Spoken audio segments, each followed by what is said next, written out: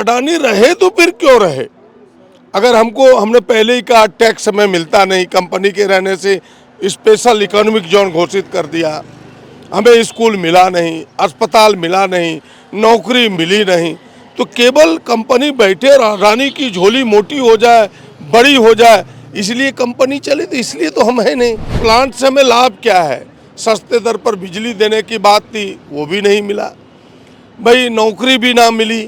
नौकरी मीन्स होता है कि भाई अस्थायी नौकरी, ये नहीं होता कि पेरोल पर कहीं हम आपको लगा दे, मैंने किसी आउटसोर्सिंग कंपनी में हम लगा दिए। दुबे जी आप पे संगीन आरोप लगा रहे हैं कि दरअसल प्रदीप यादव चाह रहे हैं कि ये भी कंपनी जिंदल की तरह भाग जाए। अगर दुबे जी को इतनी औकात है तो वहाँ जाए और स्थानीय लोगों को कह दे कि हम तुम्हें रिद्धि सिद्धि में भेज रहे हैं और तुम्हारे पक्ष में यह निर्णय है। हम तो लड़ेंगे कि झारखंड को लाभ हो, राज्य को लाभ हो, देश को लाभ हो और वहाँ के स्थानीय लोगों को लाभ हो। लड़ाई इस बात की। अपने क्षेत्र की समस्या खासकर अडानी पावर प्लांट को लेकर जो वहाँ पे काम कर रहे मजदूरों को निकाला गया है, अब वो अनशन कर रहे हैं। प्रदीप यादव कह रहे हैं कि हम आपकी आवाज़ बनेंगे और लड़ाई अब आर पार की होगी, कोई समझौता नहीं होगा। राहुल गांधी जी भी इस मामले से अवगत हो गए हैं, आज मुख्यमंत्री जी को भी अवगत कराने आए थे।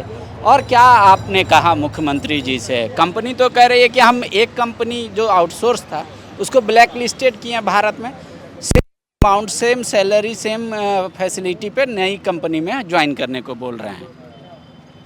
पहली बात तो ये, हमें लगता है कि आप सबको जो एग्रीमेंट है उसकी कॉपी मैं आपको देना चाहूँगा, आपके व्हाट्सएप पर भेजूँगा, आप उसे पढ़ें।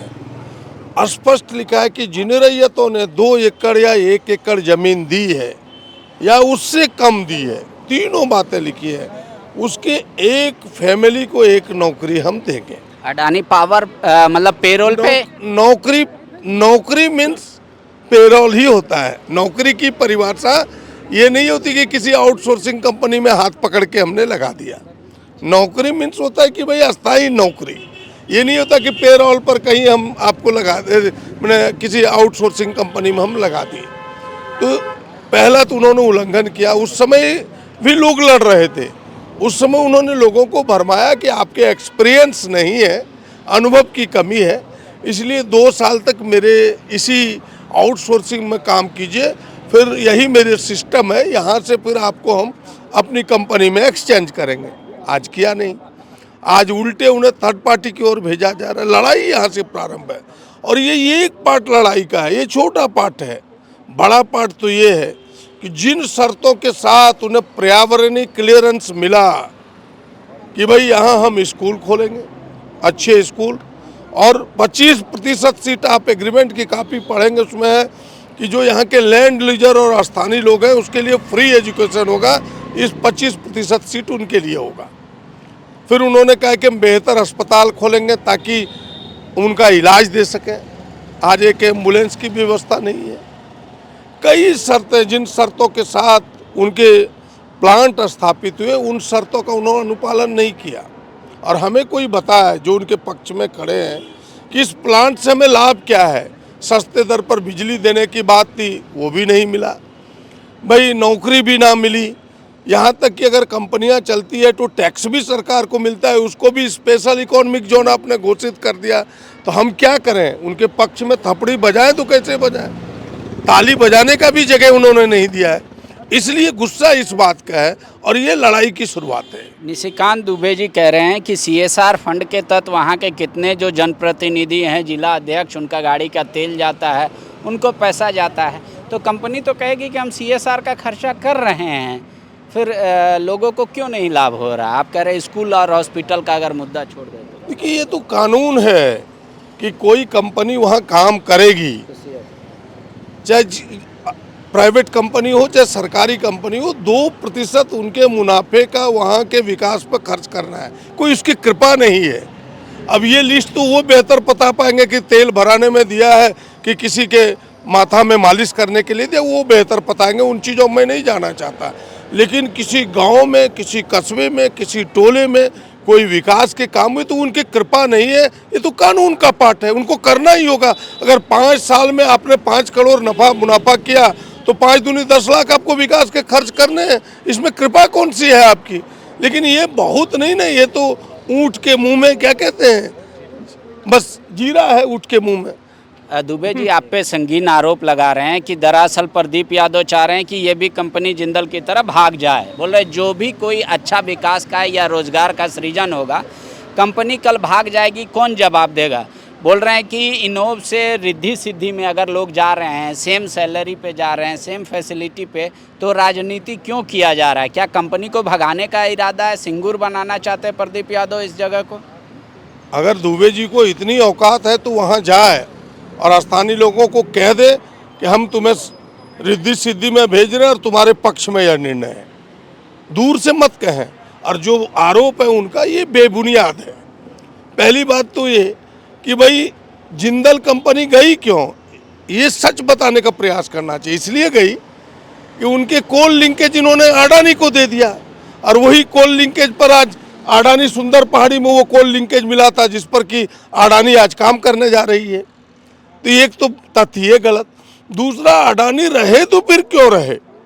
अगर हमने पहले ही कहा टैक्स हमें मिलता नहीं, कंपनी के रहने से स्पेशल इकोनॉमिक जोन घोषित कर दिया, हमें स्कूल मिला नहीं, अस्पताल मिला नहीं, नौकरी मिली नहीं, तो केवल कंपनी बैठे और अडानी की झोली मोटी हो जाए, बड़ी हो जाए, इसलिए कंपनी चले। तो इसलिए तो हम है नहीं। हम तो लड़ेंगे कि झारखंड को लाभ हो, राज्य को लाभ हो, देश को लाभ हो और वहाँ के स्थानीय लोगों को लाभ हो। लड़ाई इस बात की। इंडस्ट्रियल मिनिस्टर जो है झारखंड के, वो कह रहे हैं कि हम सॉल्यूशन निकाल रहे हैं, कोई राजनीति का हिस्सा ना बने। तो क्या वो सॉल्यूशन निकाल रहे हैं? क्या आपसे बात हुई, क्योंकि वो भी सत्ता में है? क्या वो टेम्पररी सॉल्यूशन निकाल रहे हैं, या प्रदीप यादव जो कह रहे हैं कि एग्रीमेंट जो हुआ था लैंड लूजर और कंपनी के बीच, वो सारे चीज़ इम्प्लीमेंट होने चाहिए? आप लड़ाई कहाँ तक जारी रखने का सोच रहे हैं? नहीं, हम तो स्थानीय लोगों को बिल्कुल हक और अधिकार, जो एग्रीमेंट हुए, जो जिन शर्तों के साथ अडानी बैठी है, कंपनी बैठी है, उसको पूरा करें। मेरी लड़ाई वहाँ तक है। जहाँ तक उद्योग मंत्री जी माननीय संजय बाबू की बात है, मैं उनके बयान का स्वागत करता हूँ कि वो सरकार में मंत्री हैं, उन्हें ज़रूर उस दिशा में पहल करनी चाहिए। और हमें लगता है कि वो पूजा में व्यस्त है। मुझे उम्मीद है कि पूजा के बाद वो पहल करेंगे, इस समस्या का निदान करेंगे। लेकिन आप कह रहे हैं कि स्वागत करें, वो कह रहे हैं कि राजनीति करने वाले के चक्कर में ना पड़े। पूरा गोड्डा जान रहा है, पूरा संथाल परगना की। अभी आप वहाँ राजनीति कर रहे हैं, एजिटेशन के जगह पे भी गए थे और कहे कि हम आपकी लड़ाई लड़ेंगे। ना, हम तो लड़ाई लड़ेंगे। अब किसकी नज़रिया क्या है, मैं उस पर बहुत कमेंट करना नहीं चाहता। हम उसकी लड़ाई लड़ेंगे और संजय बाबू इनका समाधान करें उद्योग मंत्री के नाते, यही मैं उनसे आग्रह करना चाहता हूँ। भाषण में आपने कहा था कि राहुल गांधी जी ने बात किया है मुख्यमंत्री से इस संदर्भ में। अडानी जी भी कुछ दिन पहले आए थे मुख्यमंत्री जी से बात करने। एक नई सीमेंट फैक्ट्री लगाने की भी बात हो रही है। तो एक तरफ बात हो रहा है कि उद्योग को बढ़ावा देंगे, दूसरी तरफ बात हो रहा है कि उद्योग ने जिन शर्तों के तहत यहाँ पे डेरा डाला उसको पूरा करें, नहीं तो भागे।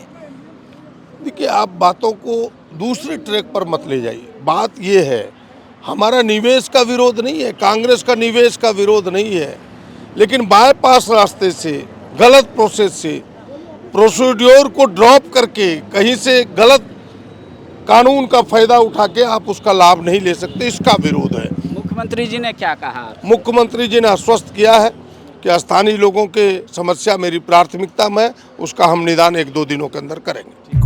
जहां 27 वर्षों के सफर में 17,000 से भी अधिक छात्रों ने डॉक्टर एवं इंजीनियर बनकर भरे सफलता की ऊंची उड़ान, जहां साधारण छात्र भी झारखंड टॉपर्स बनकर बना रहे इतिहास। दूरदर्शी शिक्षाविद श्री विपिन सिंह के मार्गदर्शन में मेडिकल एवं इंजीनियरिंग के लाखों छात्रों के लिए आशा की किरण के रूप में गोल, नेशंस लीडिंग इंस्टीट्यूट। बायोम सिर्फ मेडिकल प्रिपरेशन का संस्थान। बायोम से लगातार दूसरी बार नीट यूजी में 700 मार्क्स पार। 10th पास स्टूडेंट्स के लिए फाउंडेशन कोर्स, 11th पास स्टूडेंट्स के लिए फ्रेशर कोर्स और 12th पास स्टूडेंट्स के लिए टारगेट कोर्स 17 अप्रैल से शुरू हो रहे हैं। कॉल 7360066190 और visit Biome, circular road near women's college and Hinoo, Ranchi. thefollowup.in. Like, share and subscribe. www.thefollowup.in